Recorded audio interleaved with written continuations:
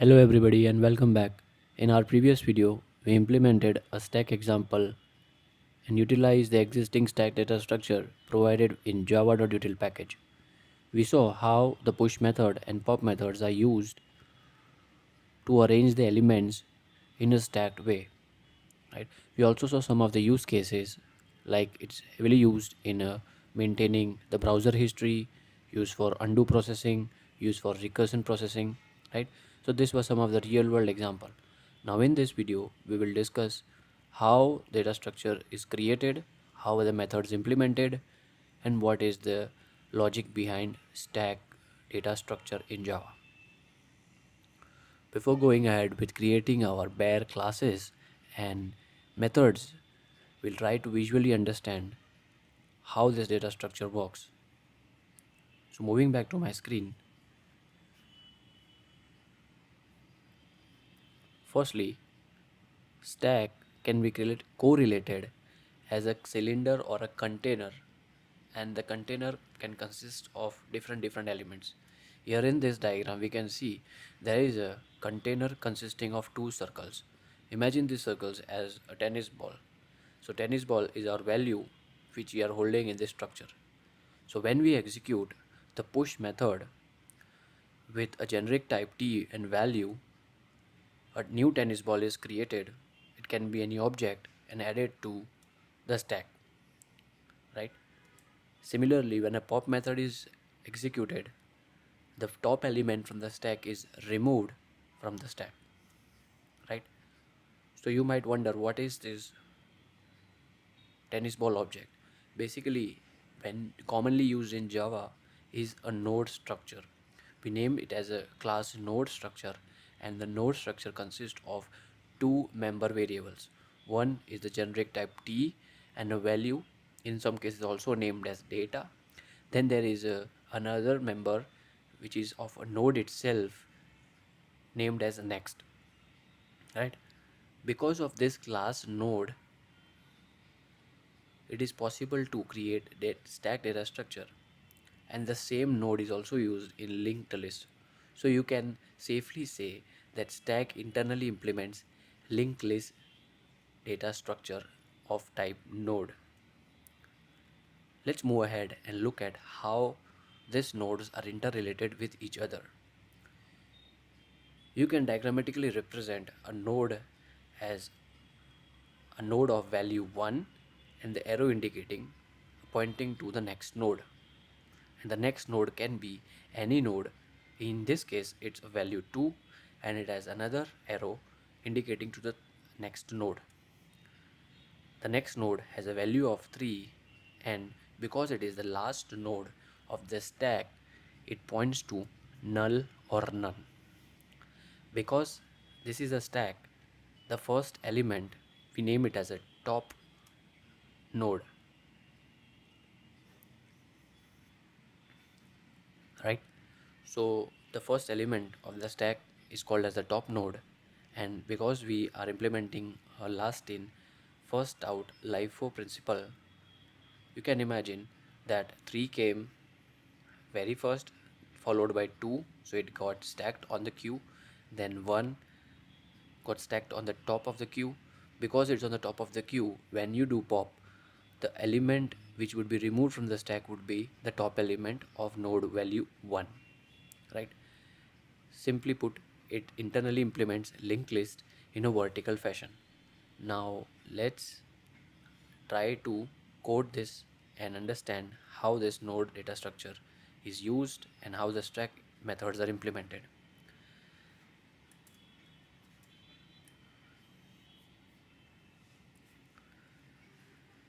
Let's begin by creating a class name called stack. I'll create a simple class called stack. A stack will consist of node of node value of top, and we'll also internally maintain the height of the stack. We'll name it as int height. Before we move ahead and create the constructor, let's create our node structure. It would be a simple class node which will have a two member reference, right? One will be a generic type of t value, but we'll not be going deep into generics because Java generics is a different topic. So we'll create a node of, let's say, type int. So it would be an int type value, and then we'll create a second member which would be node next, sorry. Let's define the constructor of this node. The constructor of this node will be very simple. It will accept an int value as an argument and create this node. Right? We no need to create the node or no need to initiate the node member because it would be initialized to none at the very beginning of this node. The relationship, we will assign it within the pop and the push methods of the stack class. So we have the node class ready. Now let's create the constructor of stack object. The constructor of the stack class will be very simple. It will accept no arguments because it is not required to initialize the stack, or we can initialize the stack. The constructor of the stack will accept a stack value of height. The stack constructor won't accept an height. The stack constructor will accept the value. So it will accept an integer value, and based on this integer value, it will create a new node and assign it to the top member of it. To create a new node, it will be simple. We create a new node and pass that int value to the node, and we'll mark this dot height equals to 1. So this completes the construction of stack class. Let's now, before we go ahead and implement a push and pop method, let's now create a print stack method or a helper method which will print all the nodes of the stack. Let's build this. It would be public void print stack, won't accept any argument, and the current, it will mark node current is equals to the top, should be this dot top to be more precise. It also count equals to 0. Say while loop, while the current element is not equals to null,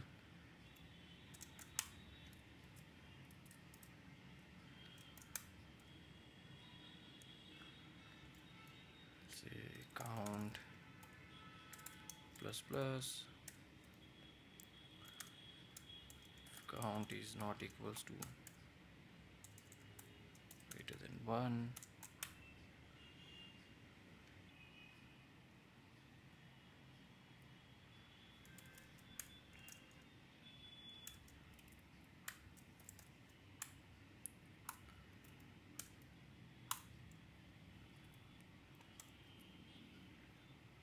right?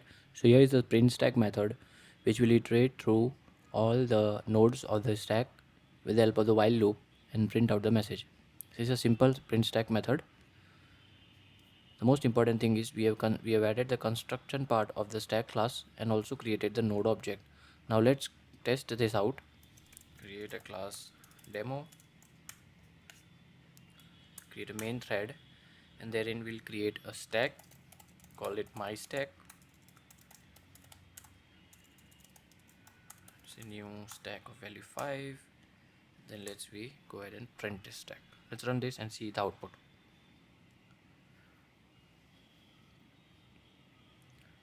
See, we can see a node value of 5 is added to this stack. Alright, so we have done with the construction method of stack class. Now let's go ahead and create the push method. It will return a void type.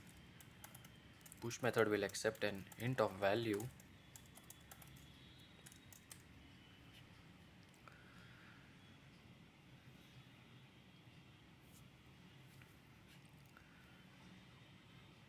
While we push any element to the stack, the first step, which is mandatory, is to create the node object, right? So we'll go ahead and create the new node, the help of new node, pass in the value as which we received as an argument, right? And before we go ahead and add the element to the stack, we need to first verify if the stack is empty or not, right? So what we'll do is we will have an if check, and if check will be this dot height.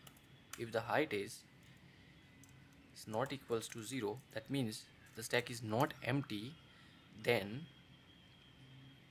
we will say basically the the new node that we have created, new node dot next, its next node's reference is equals to new node dot next is equals to this dot top, right? So basically whatever the new node that we have created will be linked to the top element. Now the only thing left is we need to mark this new node as our top, or update the top reference of the stack. That we can do by simply saying this dot top is equals to new node. And because we are adding a new element to the stack, we will increment the height by plus 1, right? It's very simple. Now let's go ahead and test this example. So I will go ahead and issue my stack.push method and pass in 10 as the value. This internally will create a new node and assign it to the top of the node and create a reference between the current node and the new top node, or the new node. After, let's go ahead and print this. Let's go ahead and add two push methods, and let's print this with the help of print stack method. See, here we can see line number 48. Let's remove it, line number 48, and let's run it again. See, here we can see that 5 was created while we were initializing the stack object, stack structure. So the 5 is created. Then when we push the element, it's stacked on top of 5, and when we push 20, it's stacked on top of 10. So this is how the push method works. And next we will discuss about pop method.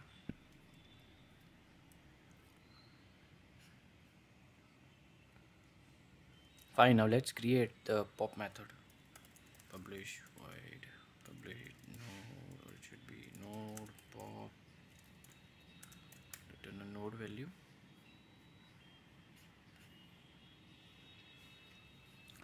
So while we are gonna pop an element from a given stack, what is we are looking for, right? So if the stack is empty, first we will check the edge case, that is this dot height of this is equals to 0. Then we will simply return null, right? If not, we will mark the current node, or the top node as the current node, this dot top, and we'll say this dot top is equals to current dot next, right? So the top node that we have will be marked as current dot next, and then finally we will break the connection between the current node and the next current node and the next node, and that we can do is using current dot next is equals to null. Because we are removing any element, we will decrement the height and return the new current object.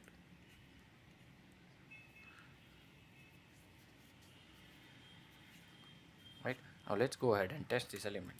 We'll say my stack dot pop and my stack dot print class. When we run this, let me system out print this information. Popped element or popped node is, we will get the value out of the node and print it. Let's now execute this. We can see here the top node, which is this 20, is removed from the stack, and the new stack now has 10 and 5 elements, 10 being the topmost element of the stack. So we have come to the end of this video. We have implemented the pop method. We have implemented the push method, and we also implemented the construction of this class. I hope the concepts were very clear, and if you have any doubts, you can let us know in the comment section. And thanks for watching. Have a nice day.